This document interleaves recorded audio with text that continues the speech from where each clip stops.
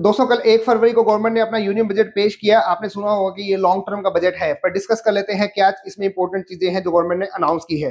सबसे पहले तो दोस्तों इसके अंदर गवर्नमेंट ने जो फिजिकल डेफिसिट है उसको 4.3 रखा है, यानी कि अगर गवर्नमेंट की 100 रुपए की इनकम है तो गवर्नमेंट ने 104.3 के आसपास रखा है कि इससे ज्यादा खर्चा हम लोग नहीं करेंगे, जो कि एक हैंडसम फिगर है। ऐसा नहीं है कि ये कोई छोटी फिगर है, बहुत बड़ी फिगर ये ओवरऑल आती है। तो इसके बाद जो गवर्नमेंट का डेट टू जीडीपी रेशियो है वो 55% के आसपास हो जाएगा, जो कि लोएस्ट है G7 कंट्रीज के अंदर।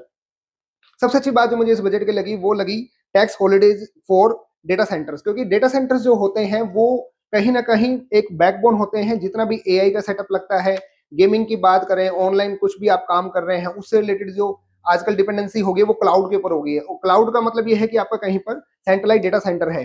इसके ऊपर गवर्नमेंट ने बहुत बड़ी छूट दी है, 2047 तक इनको टैक्स में रिबेट दिए, जो कि एक बहुत बड़ा कदम है। तो इससे जो गूगल हो गया, अमेजन हो गया और इससे रिलेटेड जो दूसरी कंपनीज हैं वो अपना यहाँ पर इंफ्रास्ट्रक्चर खड़ा करेंगी और उससे बहुत बहुत जॉब्स और दूसरी चीजें क्रिएट होंगी। और ओवरऑल जो आईटी सेक्टर है उसको थोड़ा सा इससे बूस्ट मिलेगा। दूसरा जो इलेक्ट्रॉनिक है, गवर्नमेंट ने उसके अंदर भी थोड़ा सा बूस्ट दिया है। इस बार 40,000 करोड़ का पीएलआई दिया है। पीएलआई मतलब प्रोडक्शन लिंक इंसेंटिव स्कीम्स, यानी कि आप ज्यादा प्रोडक्शन करते हैं तो आपको ज्यादा गवर्नमेंट से इंसेंटिव मिलेगा। तो इससे जो मोबाइल और इस तरह की जो 16 तरह के जो अदर प्रोडक्ट है उनको मैन्युफैक्चरिंग यहाँ पर इंडिया के अंदर बूस्ट मिलेगा।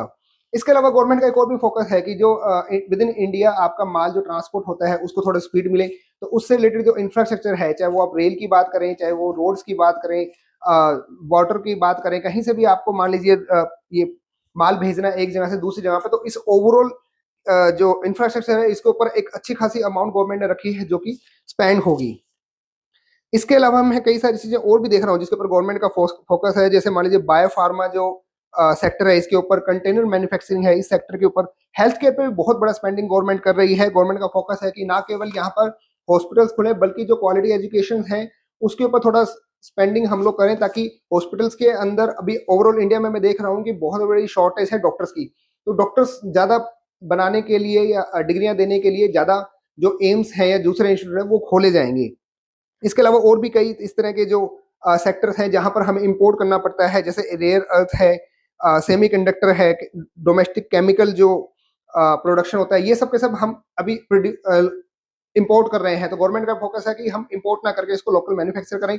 दूसरा जो एक्सपोर्ट में टेक्सटाइल इंडस्ट्री है जो भी थोड़ा सा स्ट्रगल फेस कर रही है, उसको थोड़ा सा इन्होंने बूस्ट किया है ताकि ये अपना एक्सपोर्ट को बढ़ावा दें। तो ओवरऑल मेरे ख्याल से काफी बैलेंस एक ये बजट गवर्नमेंट ने बनाया है। और इससे अभी शॉर्ट टर्म में तो कोई रिलीफ नहीं मिलेगी, लेकिन ये पॉलिसियां जब 4-5 सालों में इंप्लीमेंट हो जाएगी तो इसे लॉन्ग टर्म में एक अच्छा इंपैक्ट देखने को मिलेगा। Thank you so much.